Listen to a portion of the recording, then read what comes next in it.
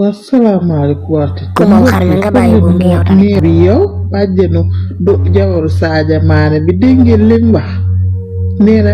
waaw xale bi di jabaru Sadio Mané du jabaru TikTok du jabaru estati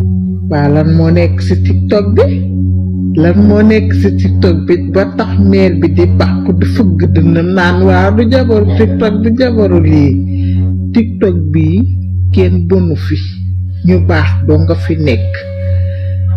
Aziz Ndiaye nga ne jabaram ci TikTok bi la ko takke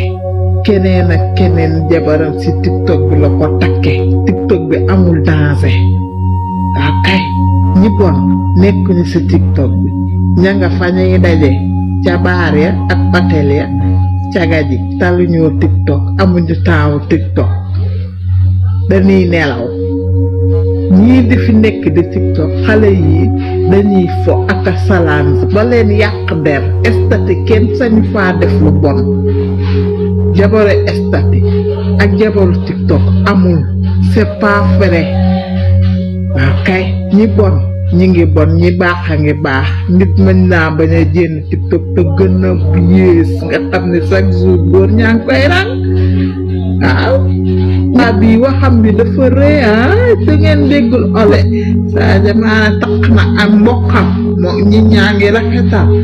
na cayam waaye bu dépassé fii kenn fii maay bàjjan xale yi kenn du leen laal TikTok leen ba mu neex leen ku sa heure jot nga dem te ki la war a takk bu nekkoon ba kili koro boo nekkoon sax ci suuf ronda dina la fa fekk boo nekkoon ci TikTok bi di lëmbal suba ngoon dina la takk par la force lan mooy kaa bi du ngeen na may